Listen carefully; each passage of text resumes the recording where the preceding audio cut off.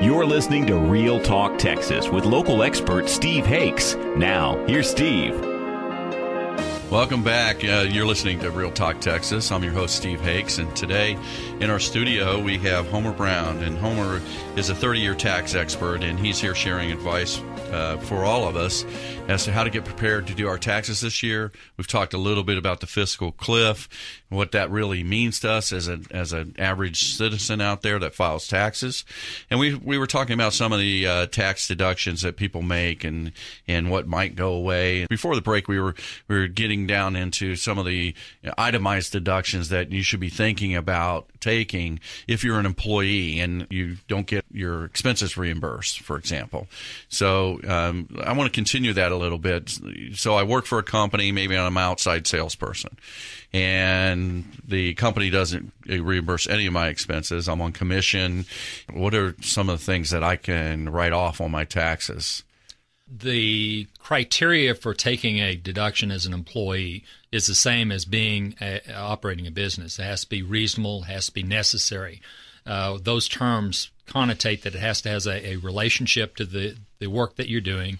It has to be a reasonable amount. And first off, the government will say that if it qualifies for a reimbursement, you need to file for the reimbursement and not just try to take a deduction. And they can disallow those deductions if the reimbursement policy says that it should have been reimbursed. So if my company has a reimbursement policy, then I need to submit those. Absolutely. To my company and not just write them off of my taxes. Right. The deductions that are allowed are the unreimbursed amounts, but that goes back to the company's policy. I deal a lot with Internal Revenue Service and their dispute area, and if they have a problem with itemized deductions, unreimbursed business expenses, one of the first things they will ask for is the employer's reimbursement policy. And if they say that they will cover those expenses, then the government will disallow them as a deduction to the employee. That's so you need to go to the employer and file for a reimbursement.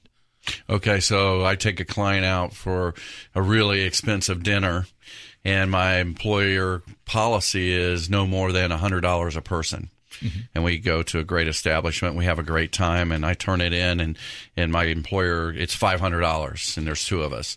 And they only reimburse me for $200. Is the other $300 allowed to be deducted from my taxes? As long as it meets the reasonable and necessary criteria. You need to document what the purpose of the meeting was, and you would also be limited to half of it because it would fall under the meals and entertainment category, which you can only take 50% of anyway. So you only get to deduct the customer, not yourself. Right. Well, no, actually, that's not the way it's put. You might phrase it that way, but if they're drinking the best wine, it doesn't make any difference whether or not you're drinking water. It's 50% of the total bill is what's being gets deducted. Okay, all right. Other things, a lot of employers have limited car reimbursement for mileage, or they may have a mileage rate that's not the same as the federal government's. What is the federal government mileage rate today? Right now it's 55.5 cents a mile. Next year it goes to 56.5 cents a mile. Okay, so if I drive 100 miles, I get to deduct $55. Yeah, and 50 cents. 50 cents. Okay, I like you. There's a CPA that will make sure I get every nickel that I need. That's great. We use dollars, so it's rounded up to 56. Okay. Oh, that's even better. Okay. All right. So those are some of the things that we do. What if I'm an employee and employee means you get W-2 income. Mm-hmm. What if I work for somebody, and I work maybe for several people, and I'm a 1099, meaning that I'm a contract labor employee? What are some of the things that I should do to get ready to do my taxes and get ready to go forward in today's environment? I think, on the break we were talking a little bit about legal structures that we should probably do and some of the identity thefts. Tell me a little more about that. Absolutely. With today's identity theft concerns and the newspapers and the media that talk about how many hackers will steal our Social Security numbers, I tend to recommend for anybody that's operating a business to get a federal ID number. You don't have to be a separate legal entity. You may just be having child care in home that you'd have to file a Schedule 8 called a domestic help schedule. then you would still want to probably have an EIN number, employer identification number, so you're not handing out your Social Security number to everybody. To everybody you contract with, because they're always going to ask you to fill out a W-9, and that tells them, that your Social Security number, so that they can, when they do their 1099s, they report to the IRS that they paid you as an individual X amount. But that would hide my Social Security number because I'd be giving out my employer identification number. And how do I get one of those? There's a SS4 form that you can download off of irs.gov, and all it does is it provides a format that you should draft out before you call in, and the instructions give you an 800 number. You draft it out, you call the 800 number, they will go through the form, transcribe the information into their system, and then give you a federal ID number right then. There, you can also fax it in, you can mail it in. The instructions walk you through that. It's an easy way to obtain one, and I highly recommend it. Can I just get it online by just keying it in myself? Yes. Okay. You mean as far as getting sending it email?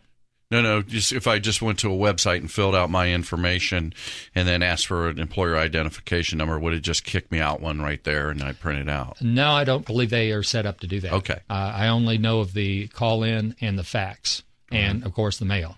Snail mail. So, and if I set that up now, do I have to set up an LLC? What I think I heard you say was that you don't have to go that step if you don't want to. You don't have to do that if you don't want to. There may be other reasons why you want to have a legal entity in place. If you're still a sole proprietorship, you're not sharing the ownership with anybody. You don't have any employees. But you rent space. You may be concerned about liability issues, somebody walking in, slipping, falling. So that your LLC may shield you in some way from liability. It wouldn't shield you from your personal actions, but it might provide some shield against business property. And if you're listening to Real Talk Texas. And a couple weeks ago, we had Lori Ashmore Peters on, and she is a estate and business attorney. And if you can go to our website and you can listen to that show, and she talks a little bit about the different legal structures that you can set up to protect yourself from any liability or lawsuits and things like that. So that would be good advice as well. Absolutely. There are other legal entities you could consider are the partnership, which an LLC, if you have multiple owners, would be treated as. It's very flexible. S corps and corporations, and occasionally a trust. That's mostly for individual planning. Right.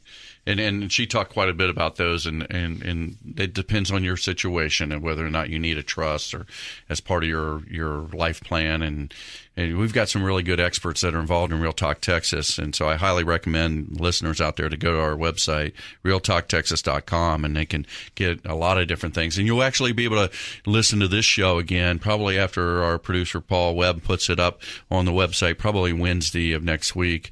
And then, so if you're out there trying to take notes of what Homer's talking about, you can put your pencil down. You can go listen to it online. Listen to the show right now. So, Homer, I mean, one of the things I wanted to talk about is when you file your tax returns, and you're taking these deductions. Maybe I'm taking a mileage deduction, and maybe my employer says, we don't reimburse anything. You're all on your own. We pay you commission. And I think there's a lot of people out there that get that, or they even 1099 them, either way. But one of the things I want to talk about is the mileage deduction from a mortgage standpoint. What we do when you qualify for your loan out there, and if you're listening, let's pay attention to this. And a lot of people are refinancing right now. And a lot of people are looking to buy their first new home, because we found out from Jenny Manning of the Jenny Manning team and Alicia Trevino in Uptown that home sales are really jumping up right now as well. So we're doing a lot of qualifying people.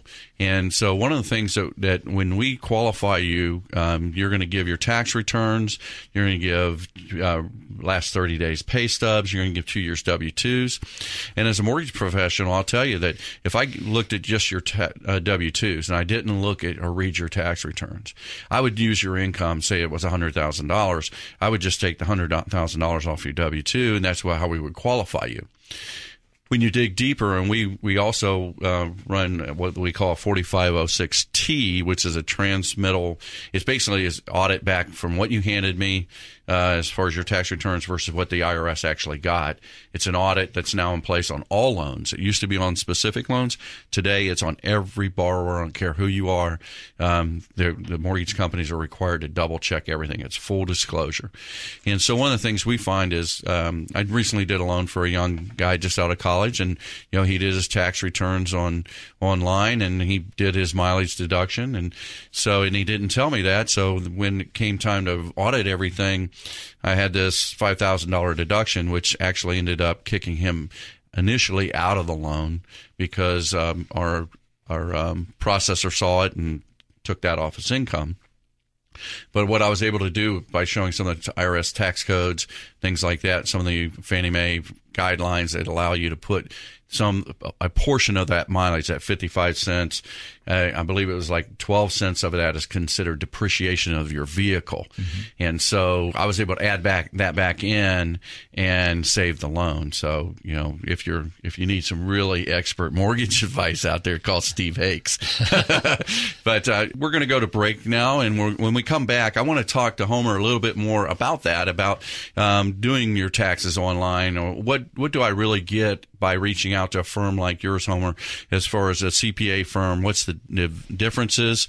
Why should I do it? What's the advantages? Who should do an online return and who should contact you? Those kind of things. So if you're getting ready for taxes, I know it's Christmas season, and we can talk a little bit about your credit card debt in a few minutes as well. But stay tuned. We've got a lot of good information to share with you. We'll see you after the break. Hi,